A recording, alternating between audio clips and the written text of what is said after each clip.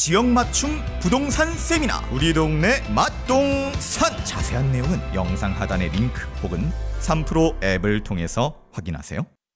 여러분과 직접적으로 연관이 돼 있는. 이거 무섭더라고요. 이게 사실 폐렴이 별거 아니라고 생각하잖아요. 왜냐면 별거라고 생각하는데. 아니 약 먹으면 나아요. 그래? 항생제 먹으면 나으니까 별거 아니라고 생각하는데 항생제가 안 들면 이건 문제가 굉장히 심각해집니다. 오, 진짜.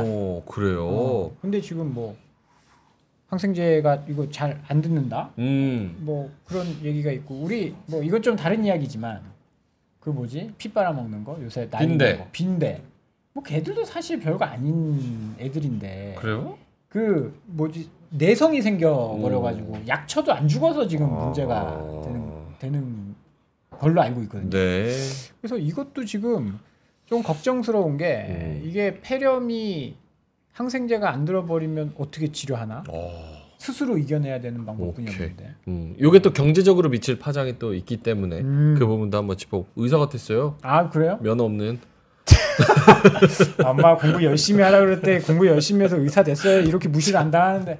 알겠습니다. 기다리고 계신 우리 이주호 기자님 만나보도록 하겠습니다. 3프로TV 이주호 기자님 나오셨습니다. 어서 오세요. 어서 오십시오. 안녕하세요. 금요일에는 또 이주호 기자님과 함께. 요 마이코플라즈마 얘기가 오늘 주된 내용입니까? 네, 맞습니다. 오늘 마이코플라즈마 뭐 보여드릴 거냐면 일단 그 마이코플라즈마가 뭔지 그리고 정말 위험한 건지 혹은 뭐 중국에서 왔는지 그리고 마이코플라즈마 테마주까지. 네, 사실 제가 질문.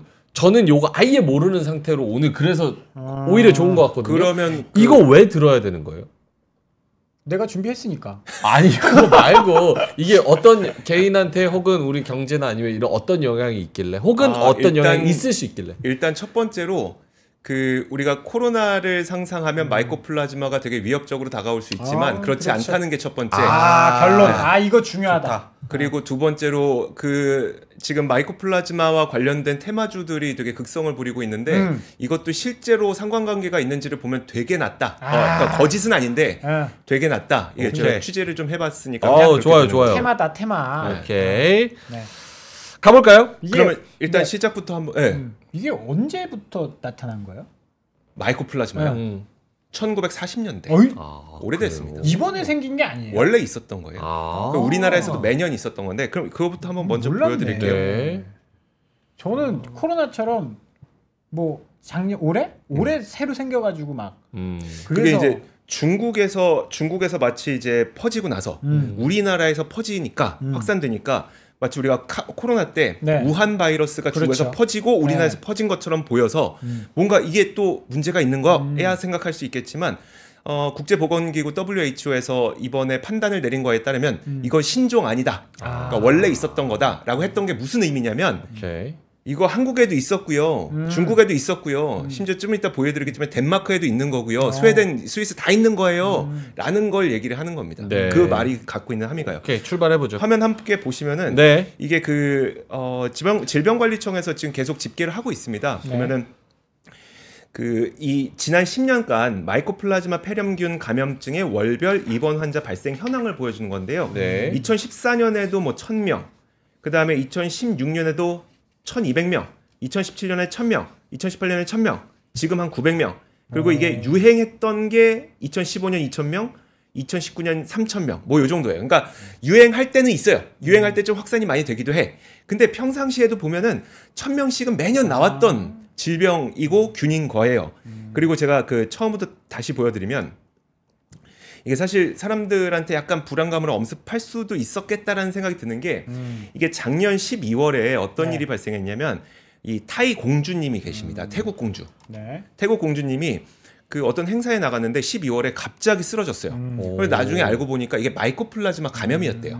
그리고 지금 나오는 뉴스는 뭐냐면 그 한 달 있다가 1개월 뒤에 그러니까 2023년 1월에 이게 마이코플라즈마로 확인됐고 감염으로 확인됐고 그리고 그것 때문에 한 달 동안 여전히 의식 불명 상태다. 이런 뉴스가 또 올 초에 저도 있기도 본 기억이 했었습니다. 있어요. 그러시죠. 그러니까 이런 걸 보고 나서 그 다음에 이제 중국에서 퍼졌다고 하니까 뭔가 신종 같기도 하고 무섭기도 하고 죽는 거 아니야? 그러게요. 라고 싶기도 하고요. 자, 근데 이제 마이코플라즈마가 어떤 건지를 한번 하나씩 보여드릴 텐데 알려주세요. 사실 그 세균과 바이러스가 별개인 건 아시죠? 근데 세균이라고 하는 거랑 바이러스라고 하는 거의 아주 극명한 차이는 그러니까 완전한 생물체냐 아니냐예요. 그래서 세균은 혼자 삽니다. 미생물 같다고 보시면 돼요. 박테리아 맞아요. 그리고 바이러스는 사실 혼자 못 살아요. 숙주가 있어야 돼요. 숙주가 있어야 되죠. 그래서 사실 그 세균의 경우에는 혼자 살 수 있으려면 본인이 살 수 있을 만한 구조물들 다 갖고 있어야 돼요. 화면에서 보시는 것처럼 왼쪽에 이제 박테리아가 세균인데 그래서 뭐 내부에 무슨 뭐가 있을까요? 셀도 있고 그렇죠. 세포, 막, 세포, 벽 그리고 뭐 DNA, RNA, 핵 이런 걸 다 갖고 있고 바이러스는 그렇지 못합니다. 그냥 DNA, RNA 이 정도만 갖고 숙주에 붙어서 본인이 복제해 갖고 살아가는 그런 차이가 있는데 이 마이코플라즈마는 약간 특이합니다. 뭐냐면 세균의 특성을 갖고 있기도 하고 바이러스의 특성을 갖고 있기도 해요. 특이하네. 조금 특이한 애긴 해요, 얘가. 그 생물학적으로, 의학적으로는 어떻게 분류가 되는 거예요? 그래서 세균으로 분류가 되긴 해요. 세균으로 분류가 되긴 왜냐면 하는데. 혼자 살긴 해요. 그래서 세균으로 분류가 되긴 하는데 여기서 가장 큰 특징이 뭐냐면 세포 벽이 없다는 거예요. 근데 이게 되게 중요하기 때문에 말씀을 드리는 건데 잠시 후에 이 항생제도 세균 그 벽과 세포 벽과 연관이 되어 있습니다. 그 원래 이제 세균이라고 하는 거는 혼자 살아야 되기 때문에 그 안에 많은 구조물이 있다 그랬잖아요. 뭐 RNA, DNA, 핵 뭐 그러다 보니까 내부 압력이 세요. 그러면 세포 벽이라는 단단한 구조물이 이걸 지켜줘야 돼요. 그래서 세포 벽이 있는 거거든요. 그래갖고 이제 그 이 세균을 죽일 때는 통상적으로 많은 세균의 종류가 있고 많은 항생제 종류가 있지만 통상적으로 세포 벽을 만들지 못하게 하는 게 항생제예요. 그럼 얘는 내부 압력이 세니까 세포벽 없이는 뻥 터져버립니다. 그러니까 세균 증식이 안 돼요. 근데 이 마이코플라즈마의 경우에는 벽이 원래 없다 그랬잖아요. 그럼 얘한테는 세포벽을 못 만들게 만드는 항생제가 의미가 없어요. 의미가 없네. 그래서 얘는 또 좀 다르게 단백질 합성을 못하게 하는 그 항생제가 있는데 그게 바로 마크로라이드계 항생제라고 불러요. 다른 방식으로 공격을 하는군요. 네네. 그래서 그 마크로라이드계는 잠시 후에 계속 이름이 많이 나올 테니까 얘는 좀 다른 항생제를 쓰는구나. 마크로라이드계 항생제를 쓰는구나. 일반 항생제가 아니고 조금 더 특이한 항생제를 쓴다. 자, 이거를 좀 기억해 두시고 이야기를 좀 진행을 해보도록 하겠습니다. 일단 전파력이 높은지에 대해서는 전파력이 그렇게 높은 세균은 아니라는 게 대부분 전문가들의 의견이에요. 근데 우리가 질환인데도 전파력이 별로. 근데 우리가 빠르다고 느끼는 이유는 뭐냐면 비말로 전파가 되기 때문에 침으로 전파가 되고 하다 보니까 좁은 공간에서 단체 생활을 할 때는 빠르게 전파되는 것처럼 느껴진다는 거죠. 전문가분들의 대부분의 의견이 그겁니다. 인구 밀도가 좀 높은. 그래서 사실 아이들의 전파가 높은 게 아무래도 어린이집, 유치원 그리고 학교 이런 되게 좁은 공간에서 단체 생활하다 보니까 전파가 굉장히 빠른 것처럼 좀 느껴진다는 거고요. 의사들이 또 그런 얘기 하던데 코로나19 지나가고 나서 면역력이 조금 약해진 탓도 있는 것 같다 뭐 이런 얘기. 그 부분도 있습니다. 지금 한번 보여드리면 보여드리는 거는 지난 4주 동안 연령별 입원 환자 발생 현황인데 1세에서부터 6세까지랑 7세에서부터 12세까지가 진한 노란색하고 연한 노란색이거든요. 거의 한 80% 넘게를 그냥 아이들이 다 차지하고 있어요. 입원하는 아이들이. 그래서 이게 그 이유를 보면은 사실 이 마이코플라즈마 폐렴균이라고 하는 거는 원래 워킹 뉴모니아, 그러니까 뉴모니아가 폐렴인데 걸어 다녀도 되는 폐렴이라고 불릴 정도로 되게 흔한 질병이에요. 그래요. 그래서 어른들한테는 증상도 되게 약하게 지나가요. 어른들한테. 근데 그 아까 그 공주는 막 한 달 동안 쓰러졌다. 그게 합병증이 좀 있긴 있어요. 그래서 공주도 뭐였었냐면 마이코플라즈마균에 감염돼서 심근염이 발생을 했는데 그것 때문에 부정맥이 발생해서 쓰러진 거거든요. 마이코플라즈마 때문에 그런 게 아니라 마이코플라즈마 때문에 맞는데 마이코플라즈마 감염되고 합병증이 발생한 거예요. 원래 몸이 좀 약했어서. 뭐 그럴 수도 있고 뭐 그때 무슨 일이 생겼을 수도 있고 한 그런데 거죠. 일반인들은 걸려도 그럴 크게 막 가능성이 되게 희박하잖아요. 그래요. 되게 낮다는 합병증에 대한. 근데 이제 어린 아이들의 경우에는 앞서 말씀해 주셨던 것처럼 지난 3년 동안 이거 그 표 다시 한번 보면 지난 3년 동안 너무나도 청정 지역에서 살았습니다. 그러니까 나는 아까 저게 진짜 마스크의 효과구나. 병이 저렇게 낮을 수가 있나. 맞아요. 자 보시면 2020년, 2021년, 2022년 내에 없었습니다. 없어. 거의 없어요. 그러니까 이게 마스크만 잘 쓰고 손만 소독만 잘 해도 안 걸리는 병이라는 거예요. 아니 저는 3년 동안 감기 한 번 안 걸렸어요. 저도 그렇습니다. 감기 걸리면 또 욕도 먹고 그러니까. 맞아요. 등청받고. 오케이. 네. 그래서 근데 이 시기 동안 태어난 아이들이 많잖아요. 그렇네요. 그럼 이 아이들은 마이코플라즈마라는 그 균을 난생 처음 경험한 겁니다. 면역이 없는 거죠. 네, 면역이 없는 거죠. 그래서 이제 전문가분들은 이걸 이뮤놀로지 갭이라고 부르는데 그런 갭이 발생할 수밖에 없었던 환경이 좀 있었어요. 그래서 아이들이 좀 입원 환자가 많은 이유도 거기에 있습니다. 그래서 나는 애들 키울 때 막 흙 퍼먹고 그래도 놔둬. 지난주에 퍼먹고 있더라고. 그렇게 해서 면역력을 키워야지. 너무 청정한 데서 살면 애들이 면역력이 없어서 안 되고. 너무 많이 먹고 코딱지도 먹고 해야지. 네. 1절만 해요. 맞춰줬잖아. 자, 그래서 치명률에 대해서도 취재를 해봤는데 치명률도 사실 이걸 딱 정해진 치명률은 없다고 합니다. 그러니까 면역 상태에 따라서 많이 달라진대요. 그래서 정해진 치명률은 없긴 한데 사실 치명률도 특히 그러니까 일단 폐렴부터 볼게요. 폐렴이라고 하는 것도 우리나라 같은 경우는 의료 서비스 접근성이 너무 좁기 때문에 폐렴으로 사망하는 소아 자체가 드물고 그리고 마이코플라즈마 폐렴도 원래 지역사회 폐렴의 한 20%를 차지하는 거였기 때문에 이것도 그렇게 독한 질병이다 이렇게 보기는 좀 어렵다고 합니다. 근데 제가 이거 표 하나 보여드릴 텐데 그러니까 이게 뭐냐면 그 2009년에 우리나라에서 한번 나왔던 논문이에요. 2009년에 네. 이때 엑셀 그래프입니다. 네, 논문 제목이 뭐냐면 마이코플라즈마 폐렴에 속발한 심근염으로 사망했던 소아 사례 연구입니다. 아까 그 폐렴 공주. 네, 비슷한 사례. 근데 47개월짜리 아이였었거든요. 네. 근데 보세요. 이런 논문이 나올 정도로 희귀하다는 겁니다. 거의 없다. 그러니까 이 소아 사례를 연구해야 될 정도로 왜 이런 일이 발생했지를 연구해야 될 정도로 상당히 희귀하다는 걸 좀 보여주는 거기 때문에 치명률에 대해서 그렇게 크게 걱정할 거리는 아니라고 보시는 게 맞을 것 같아요. 뭐 지금까지 얘기 들어보면 심각하지 않은 것 같은데. 왜냐면 옛날부터 있어 왔었고. 네. 우리가 평소에 뭐 많이 그 코로나 전에는 한 달에 뭐 1,000명, 2,000명씩 걸리는 적도 있었고. 네. 치명률도 높지 않고. 아까 사망한 사례도 마크로 무슨 항생제? 마크로라이드 계열 항생제요. 약도 있고. 네, 약도 있고요. 근데 왜 이렇게 시끄러운 거예요?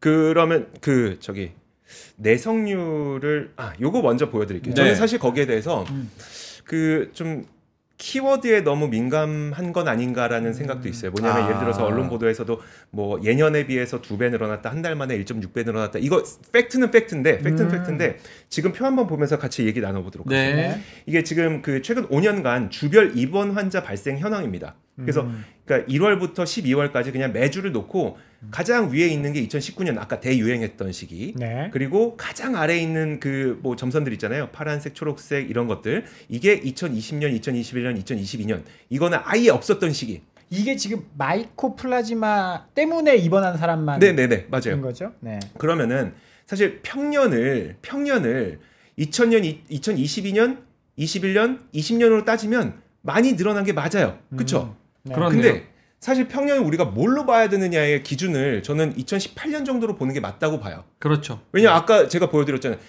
14년에 1000명, 17년에 1000명, 18년에 1000명. 19년에 좀 많이 늘어나서 그때 3000명. 그럼 평년을 1000명으로 보면 지금 늘어나는 속도 빨간색 선 이거는 평년 수준이라고 저는 봅니다. 근데 예년에 비해서 2배 이상 늘어난 거 맞고 지난달에 비해서 1.6배 늘어난 거 맞는데 요건 좀 착시 효과가 있네요. 약간 저는 착시 효과 좀 있다고 봅니다. 그러니까 지금 말씀하신 저 2021년, 뭐 2022년, 2020년 저 때는 이제 또 특수한 기간이었으니까 일반 노멀했었던 우리 이전 시대랑 비교를 해야 맞지. 자꾸 특수한 시대랑 비교를 하면서 그때보다 막 그걸 예년이라고 놓고 예년이라고 기준을 놓으면 많은 거죠. 그렇게 따지면 감기 환자도 지금 독감 환자도 날린 거지 지금. 최근 3년 평균에 비해서 엄청 많은 거니까. 근데 질문. 그러면 사실 기사는 그렇게 자극적으로 나오더라도 우리가 체감하지 못할 수 있잖아요. 근데 실제로 현장에서 피부로 느끼는 거는 좀 뭐 문제가 있고 기사가 나올 만합니까? 그게 이제 오늘 결론 가운데 하나인데 뭐냐면 사실 지금 그 흘러가는 뉴스 플로우를 보시면요. 그 병원에서 그러니까 특히 아동병원에서 이 환자들을 어떻게 다 수용할 수 있을지 모르겠습니다. 이런 얘기들 많이 하잖아요. 그 말을 잘 들어보세요. 그러면은 이거는 질병이 치명적이기 때문이란 얘기가 아니라 의료 인프라에 대한 이야기를 하고 있는 거거든요. 사실 저는 그래서 요즘 뉴스를 보면서 이건 의료 인프라 이야기를 왜 병이 마치 심한 것처럼 사람들이 받아들이지라는 생각을 좀 하고 있습니다. 그래서 사실 지금 뉴스의 플로우는 인프라 문제를 짚고 있는 거고요. 우리가 걱정하는 건 치명적인가 걱정하는 거고. 좀 다른 헤드라인만 자꾸 보니까 우리 좀 나눠서 보셔야 될 필요가 있을 것 같아요. 사실 그 지금 내성률에 대해서도 좀 말씀을 드리면 내성이 있습니다. 내성이 있어요. 그럼 항생제가 안 듣는다는 마크로라이드계. 지금 이제 그 기고문 하나 보여드릴 텐데 이게 2020년 4월에 그 순천향대학교 양현종 교수님께서 쓰셨던 건데 진료 현장에서 그러면 소아 마이코플라즈마 폐렴을 어떻게 치료할 것인가라고 썼던 겁니다. 여기 나오는 내용을 보면 특히 마크로라이드계 아까 말씀드렸던 그 마크로라이드계 내성균주가 2000년을 기점으로 치료하기 어려워졌어요. 그럼 벌써 20년 넘게 치료하기 어려워졌다는 거예요. 실제로 내성률이 우리나라를 비롯해서 그 중국, 일본과 같은 동아시아 국가에서 80%에서 100% 정도 높은 내성률이 보고가 됐다고 합니다. 거의 안 듣는다고 봐요. 안 듣는 거죠. 안 듣는 거예요. 근데 이 내성률이 한 번 정해진다고 해서 안 줄어드는 게 아니라 조절하면 줄어듭니다. 그러니까 항생제를 덜 쓰면 줄어들어요. 그래서 실제로 2012년에 일본에서 내성률이 81.6%였는데 이거 좀 그만 쓰자 했더니 내성률이 43%대로 감소했습니다. 그러니까 이 병이 걸리지 않고도 그 전에 뭐 감기나 이럴 때 우리가 항생제 너무 많이 쓰니까 항생제 쓰는 걸 좀 줄이면 항생제에 대한 내성률이 다시 낮아진다. 인구 구조 때문에 그런 거죠. 새로 태어나는 아이들 내성률 낮고 그 내성 높은 사람들 이제 죽고 하니까. 그렇게 하니까. 그래서 내성률이라는 것도 변합니다. 근데 지금 질병관리청에서 제시하고 있는 내성률은 51% 수준이에요. 그러면 이거 약간 좀 위험한 것 같아요. 근데 약간 이게 저도 51% 수준이고 2019년에 또 뭐가 있었냐면 2019년에 그 워낙 내성이 심하다 보니까 그러면 이 내성이 있는 아이들을 어떻게 치료해야 될 것인가에 대해서 대한소아감염학회에서도 치료법을 내놉니다.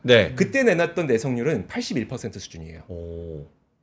높네. 더 높죠. 더 높죠. 그러니까 저도 이게 어느 숫자를 믿어야 될지 모르겠는데 어쨌든 내성률이라고 하는 거는 이게 변할 수 있다는 걸 말씀드리는 거고 그 추정해 보건데 그럼 지난 3년 동안 이게 없었잖아요. 그러니까 이 병 자체가 없었잖아요. 그러다 보니까 좀 내성률이 낮아진 것처럼 집계가 된 건가? 모집단도 작았고. 그런 추정은 있는데 이거는 뭐 팩트는 아니니까 그냥 저의 추정이라고만 생각하시면 될 것 같고요. 근데 이제 내성 좋다. 그럼 내성이 있다고 쳤을 때 치료가 안 되냐? 그걸 한번 보도록 하겠습니다. 이게 궁금한데. 치료 지침이 내려왔어요. 2019년에. 그럼 만약에 마크로라이드계 항생제를 투여를 해서 72시간 내에 호전이 되면 그럼 계속 투여하는 겁니다. 그리고 만약에 아니면 중증으로 갑니다. 중증으로 만약에 갔을 때에는 치료법이 달라지는 거고 호전이 안 됐지만 중증 폐렴까지 안 가면 그럼 또 계속 마크로라이드계로 치료하는 거예요. 그렇네요. 근데 만약에 중증으로 간다. 중증으로 가면 2차 치료제가 있습니다.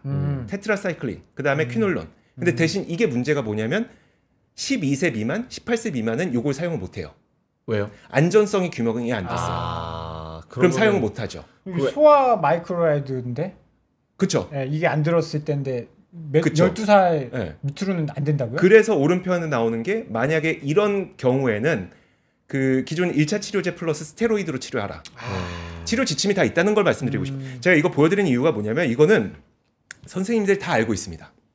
다 알고 있어요. 그러면 뭐 내가 병원 가서 제가 치료 지침을 뭐 3프로TV에서 봤는데 뭐 2차 치료 들어가 이런 거 하라는 게 아니라 그런 말이 아니라 이걸 말씀드리는 이유는 뭐냐면 20년 넘게 그 마크로라이드 항생제가 안 듣는 아이들에 대해서 어떻게 치료해야 될지에 대한 연구도 진행됐고 치료 지침도 있다.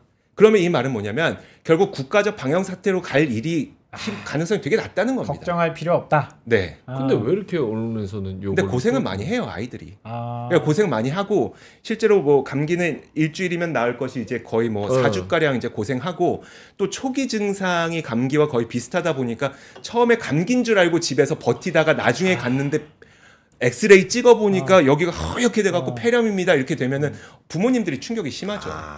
그리고 또 한 가지 말씀드렸던 게 그 지금 의료 시스템 인프라에 대한 이야기 그런 것들이 이제 합쳐지면서 뭔가 이게 되게 심한 거구나처럼 인식이 되고 있다고 저는 생각이 듭니다. 이거 폐렴 걸리면 소아과 가는 거예요?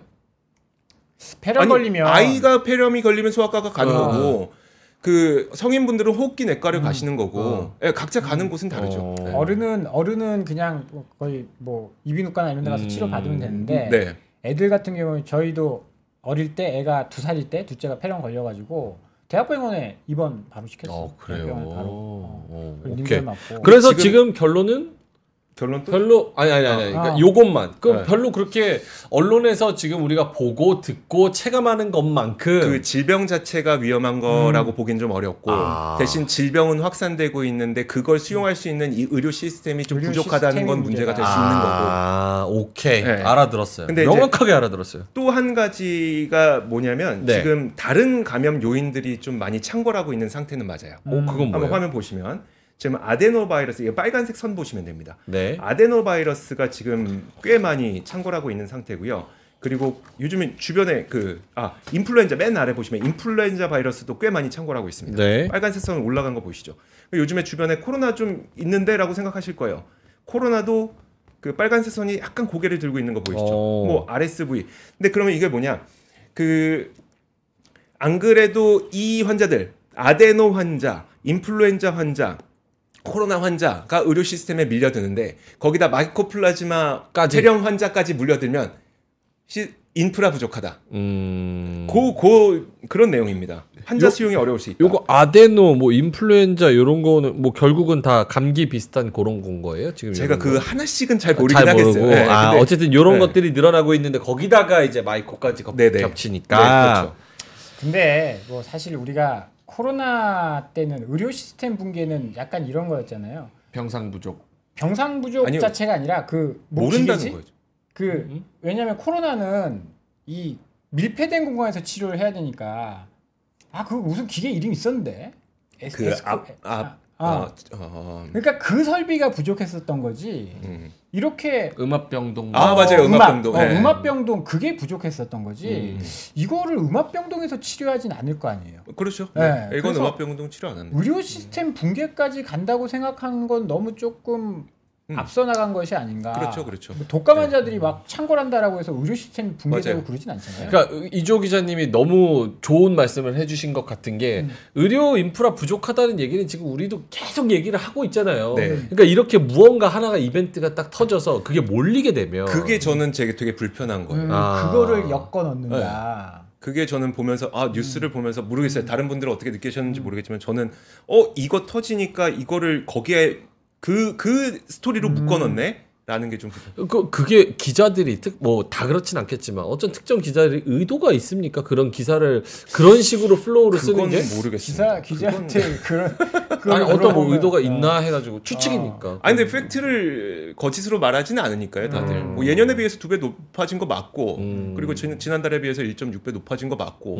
병상 부족한 거 맞고, 아이들 아동병원에 몰리는 거 맞고, 틀린 건 하나도 없죠. 틀린 건 하나도 없죠. 기자는 이주호 기자님이 최고죠. 뭘 다른 기자 물어보지 말고. 과연 그러면 중국에서 이게 왔냐? 중국에서 왔느냐? 중국 문제가 되게 걱정되는 게 엊그저께 봤을 때는 이제 또 봉쇄 나갈 수도 있다. 그래서 사재기한다 이런 기사도 좀 봤었거든요. 이게 근데 제가 1940년대부터 있었다 그랬잖아요. 그럼 이게 중국에서 온 거든 덴마크에서 온 거든 무슨 의미가 있습니까? 우리나라에 원래 있었든 의미가 없는 겁니다. 의미가 없는 거고.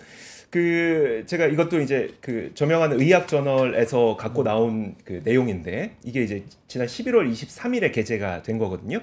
여기에서 어떤 내용이 있었냐면 2023년 1월부터 3월까지 엔데믹이 되니까 갑자기 전 세계적으로 마이코플라즈마가 좀 환자가 늘어나기 시작했어요.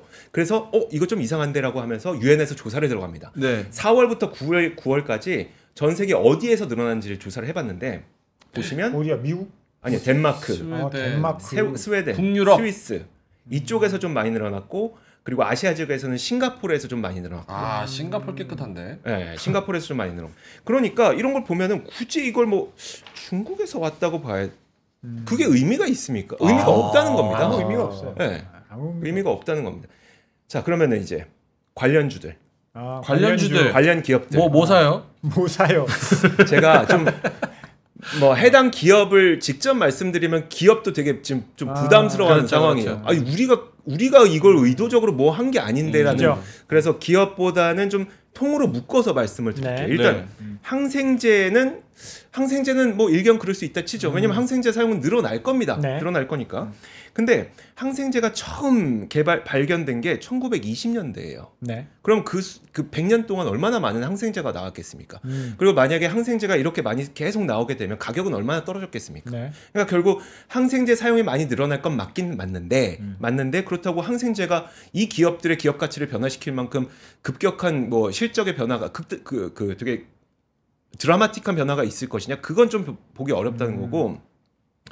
실제로 제가 취재를 해봤을 때 신풍제약을 좀 취재를 해보니까 마이코플라즈마 폐렴의 1차 치료제 마크로라이드계 항생제를 이들이 갖고 있어요. 그 PM하고 직접 얘기를 나눠보니 작년 11월에 비해서 지난 11월에 항생제 매출은 진짜 2배 늘었습니다. 늘어난 거 맞아요. 늘어나요. 근데 앰플 하나당 가격이 700원 이하예요. 만 개 팔면 700만 원이네. 뭐 그 정도 되는 거죠. 그러니까 이게 그런 식이라고 생각을 하시면 돼요. 그러니까 그래서 항생제라고 하는 게 되게 중요한 약품이고 대부분의 그 제약회사들이 다 파이프라인을 깔고 있긴 한데 아주 뭐 극적인 실적의 변화를 갖고 올 수 있을 만한 품목은 아니라는 거 보시면 될 것 같고요. 진단 키트로 엮인 기업들 한번 말씀드릴게요. 진단 키트. 폐렴 진단 키트도 있어요? 있습니다. 진단 키트 있어요. 간단하게 해볼 수 있는 거야, 아니면 병원에서 하는 거예요? 병원에서 하는 거죠. 병원에서. 근데 이게 우리가 코로나 진단 키트를 사다 보니까 소비자용 따로 그다음에 뭐 병원용 따로 있을 거라 생각하는데 그렇지 않습니다. 진단 키트가 있으면 이걸 병원에서 원래 사용하는데 코로나 때는 워낙 우리가 매일매일 사용했었어야 되잖아요. 그러다 보니까 우리들도 샀던 거고. 근데 진단 키트라고 하는 걸 사신 적 있습니까? 코로나 제외하고? 한 번도 없죠. 그거 임신 진단 키트. 그거랑 코로나 말고는 없습니다. 그래서 사실 그러면 안 사본 것처럼 그러지? 좀 미연인데. 두근두근 했을 거 아니야. 뭘 두근두근이에요. 그래서요? 진단 키트. 그래서 병원에서는 이 진단 키트가 필요해요. 되게 간단하게 뭐 폐렴입니다, 아닙니다를 할 수 있기 때문에. 근데 우리가 뭐 코로나 때처럼 일반인들까지 물량이 부족해지면서까지 진단 키트를 살 만한 상황은 지금 아니라는 걸 말씀드리는 거고요. 실제로 이제 국내 기업 가운데 하나도 있습니다. 그러니까 폐렴 진단 키트를 갖고 있는데 이 진단 키트가 이제 뭐 기업 이름 말씀드릴게요. 엑세스바이오가 자회사 웰스바이오가 있는데 여기에서 이제 폐렴 진단 키트를 갖고 있어요. 이거 보도자료도 다 나온 거기 때문에 그냥 그 정도만 말씀드릴게요.